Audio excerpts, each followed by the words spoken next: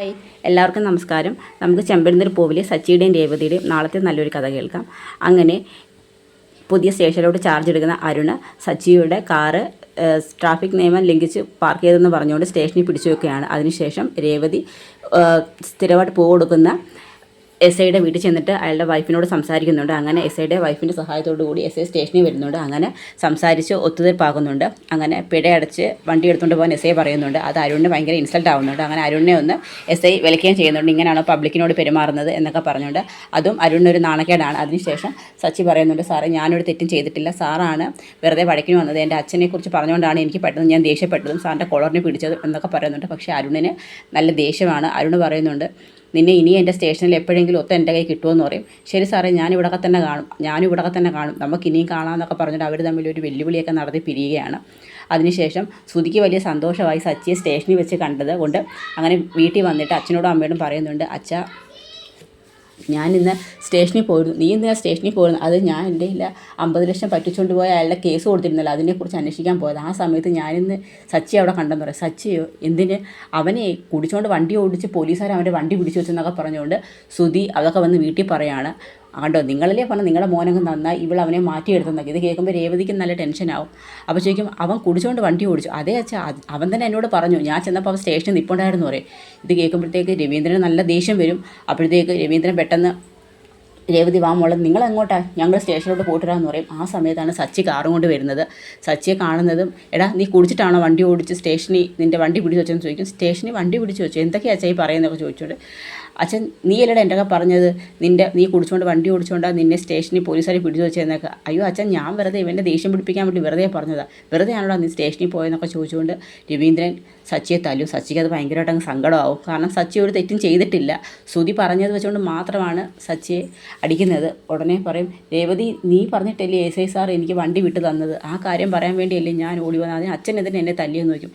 അയ്യോ അത് എന്തൊക്കെയാണ് മോളെ ഇവൻ അത് അച്ഛൻ ഞാൻ പറയാം, ഞാൻ ട്രാഫിക് റൂൾ തെറ്റിച്ച് വണ്ടി ഓടിച്ചെന്ന് പറഞ്ഞുകൊണ്ട് ഒരു പുതിയ CPO എൻ്റെ വണ്ടി എടുത്ത് സ്റ്റേഷനിൽ കൊണ്ടുപോയി ഫൈൻ അടച്ചിട്ട് വണ്ടി എടുക്കാൻ വേണ്ടി ഞാൻ സ്റ്റേഷനിലോട്ട് പോയി. പക്ഷേ അയാൾ വണ്ടി തന്നില്ല. അങ്ങനെ രേവതി സ്ഥിരമായിട്ട് പൂ കൊടുക്കുന്ന എസ് ഐയുടെ വീടുണ്ട്. അങ്ങനെ ആ എസ് ഐയുടെ വൈഫിനെ കണ്ട് സംസാരിച്ചിട്ട് എസ് ഐയെ കൊണ്ട് സംസാരിപ്പിച്ച് എൻ്റെ വണ്ടി തിരിച്ചു തരാമെന്ന് പറഞ്ഞുകൊണ്ടാണ് ഞാൻ സ്റ്റേഷനിൽ പോയെന്ന് പറയും.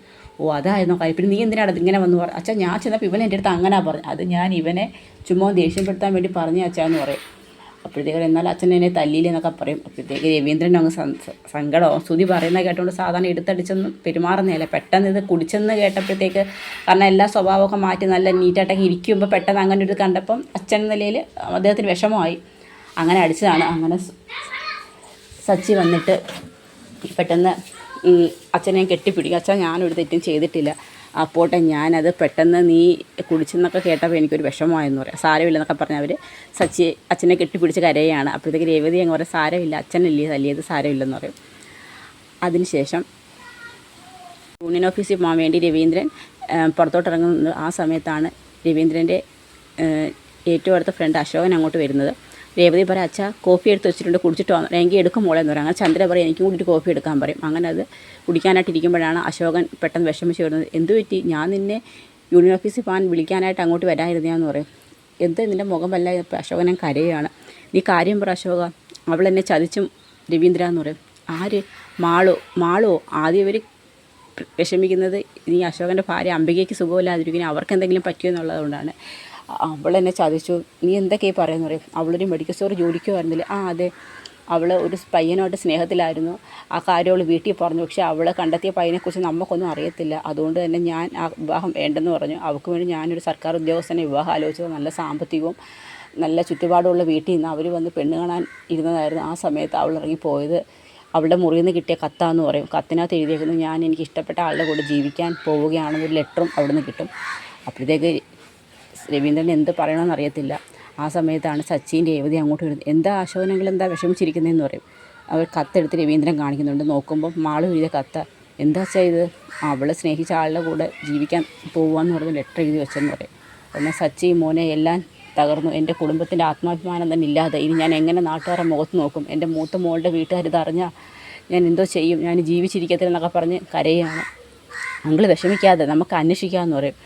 അവൾക്ക് ഒരു പയ്യനോട് ഇഷ്ടമുള്ളതെന്നുള്ള കാര്യം നിങ്ങൾക്ക് അറിയാമായിരുന്നു നോക്കും. ഞങ്ങൾക്ക് അറിയാമായിരുന്നു, പക്ഷേ ആ വിവാഹം നിങ്ങൾക്ക് നടത്തി കൊടുത്താൽ പോരായിരുന്നു എങ്കിൽ മോനെ അത് അവനെക്കുറിച്ച് ഞങ്ങൾക്കൊന്നും അറിയത്തില്ല, അവനെക്കുറിച്ച് അന്വേഷിച്ചിട്ട് കൊള്ളാമെന്നുണ്ടെങ്കിൽ നമുക്കത് ആലോചിക്കാമായിരുന്നല്ലോ, നിങ്ങളെ എടുത്ത് പിടിച്ച് മറ്റൊരു വിവാഹം അവൾക്ക് ആലോചിച്ചുകൊണ്ടല്ലേ അവൾ ഇങ്ങനെ തീരുമാനം എടുത്തതെന്ന് പറയും. അപ്പോൾ രേവതിയും പറയും അത് ശരിയാങ്കിളെ മോളെ, അവൾ കണ്ടെത്തിയ ആളെക്കുറിച്ച് നമുക്കറിയില്ല, അത് നമുക്ക് അന്വേഷിക്കാമായിരുന്നു. ചിലപ്പോൾ നിങ്ങൾ കൊണ്ടുവന്ന ആലോചനയെക്കാട്ടിലും നല്ല ആളെ ആയിരിക്കും അവൾ കണ്ടെത്തിയത്.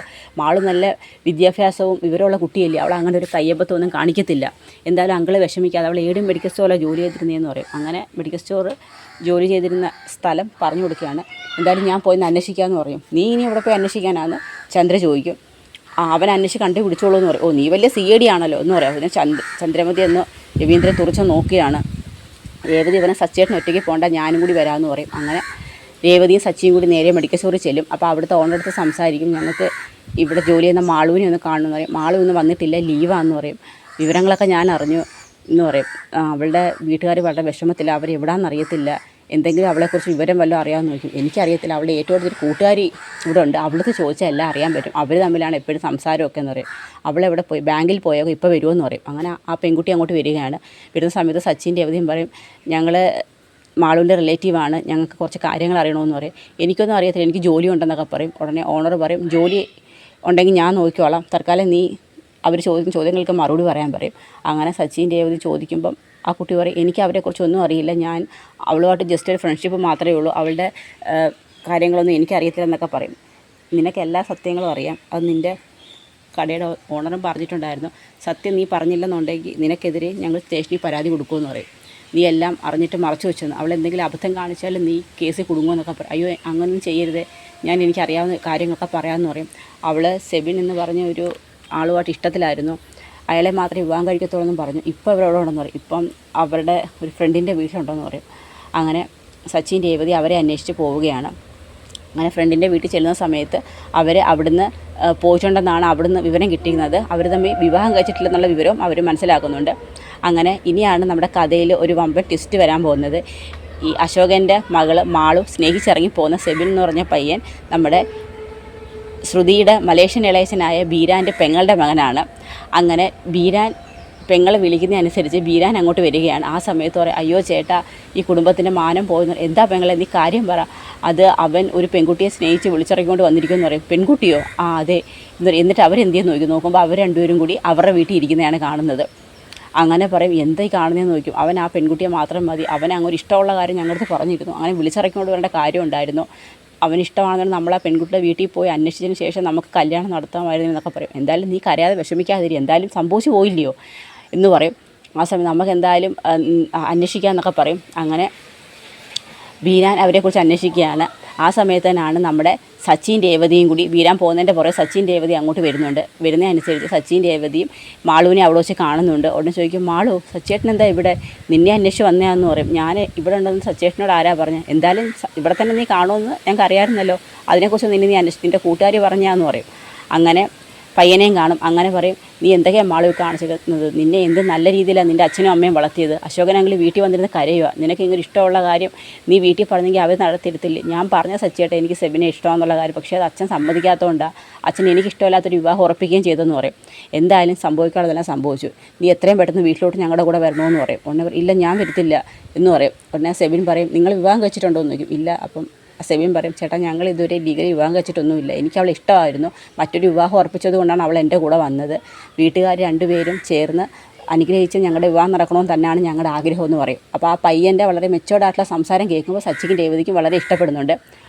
ഒരു ക്യാരക്ടറുള്ള പയ്യനാണെന്ന് മനസ്സിലാവുന്നുണ്ട്. ഉടനെ പറയും, ശരി ഞങ്ങൾ ഇപ്പോൾ മാളുവിനെയും കൊണ്ട് മാളുവിൻ്റെ വീട്ടിലോട്ട് പോവുകയാണ്. അവിടെ ചെന്നതിന് ശേഷം അവരുമായിട്ട് സംസാരിക്കാം, അശോകൻ അങ്കിളുമായിട്ട് സംസാരിക്കാം. അങ്ങനെ സെബിൻ്റെ അമ്മയായിട്ട് സച്ചിൻ രേവതി സംസാരിക്കുന്നുണ്ട്. അവർക്ക് യാതൊരു എതിർപ്പുമില്ല, അവർക്ക് മാളുവിനെ ഇഷ്ടപ്പെടും. അവർ പറയും, ഞങ്ങൾക്ക് വിവാഹത്തിന് എതിർപ്പൊന്നുമില്ല, കുട്ടിയുടെ വീട്ടുകാർക്ക് കൂടി ഇഷ്ടമാണെന്നുണ്ടെങ്കിൽ നമുക്ക് രണ്ട് കൂട്ടർ കൂടി ആലോചിച്ച് വിവാഹം നടത്തി കൊടുക്കാമെന്ന് തന്നെയാണ് പറയുന്നത്. അപ്പോൾ അവിടുന്ന് ഒരു അനുകൂല മറുപടി കിട്ടുമ്പോഴും പയ്യൻ്റെ സംസാരം എല്ലാം സച്ചിക്കും രേവതിക്കും വളരെ തൃപ്തികരമായിരുന്നു. അങ്ങനെ അവർ രണ്ടുപേരും മാളുവിനെയും കൂട്ടി അശോകൻ അങ്കിളിൻ്റെ വീട്ടിലോട്ട് ചെല്ലുകയാണ്.